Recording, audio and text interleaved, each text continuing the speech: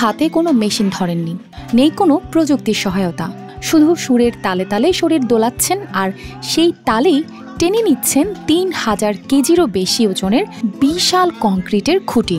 পেছন থেকে কেউ একজন ছন্দময় সুরে নির্দেশ দিচ্ছেন, বাকিরা একসঙ্গে জবাব দিচ্ছেন। আর এই ছন্দময় সংলাপই যেন তাদের এক অনন্য শক্তি যোগাচ্ছে, যা আধুনিক যন্ত্রের কার্যক্ষমতার সঙ্গেও পাল্লা দিতে পারে।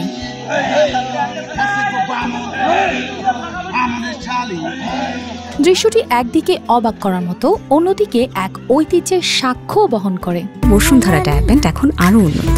এই হট এয়ার থ্রো টপশিট দ্রুত শোষণ করে সোনামণিকে দেয় কোমল অনুভূতি। যুগ যুগ ধরে চলে আসা এই বোল প্রথার মাধ্যমে তারা দেখিয়ে দিচ্ছেন প্রযুক্তির বাইরে মনের শক্তি ও ঐক্যের মূল্য কতটা গভীর হতে পারে। আমরা যখন এই পোলটা যখন তুলি ওজনের জিনিস, তখন আমাদের অন্য সাইডে কোনো খেয়াল থাকে না, তখন আমার কাজের দিকে মন থাকে এবং বোলের মাধ্যমে আমরা এই কাজটা সম্পন্ন করতে থাকি। আমরা শুধু এই বৈদ্যুতিক খুঁটি টানাই নয়, বাংলার অনেক গ্রামীণ অঞ্চলে এখনও এই বোলের ব্যবহার দেখা যায়। কোনো ভারী কাঠের গুঁড়ি তোলার সময় কিংবা অন্য কোনো কঠিন কাজের সময় তারা একসঙ্গে স্লোগান তোলেন, একসঙ্গে তাল মেলান, এভাবেই কঠিন কাজ সহজ হয়ে যায়।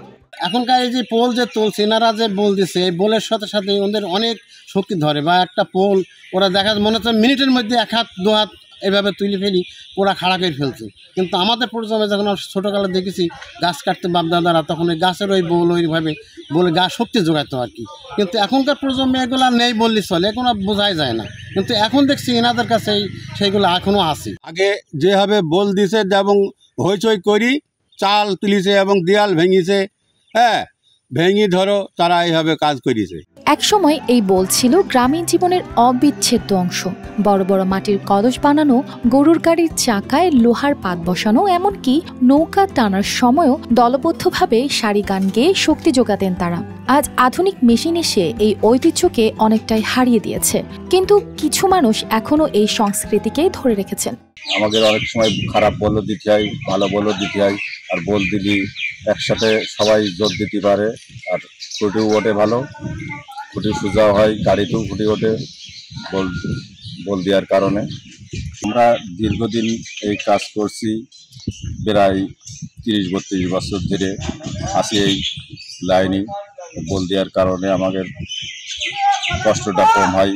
তাদের টানার উপকরণও বেশ সাধারণ, একটি মোটা দড়ি, কিছু কাঠের রড আর 4 চাকার একটি বাহন। আধুনিক ক্রেন যেখানে জ্বালানি খরচ করে, সেখানে তারা শুধু নিজেদের ঐক্য, বিশ্বাস আর ঐতিহ্যের জোরে অসম্ভবকে সম্ভব করে তুলেছেন। News desk, RTV।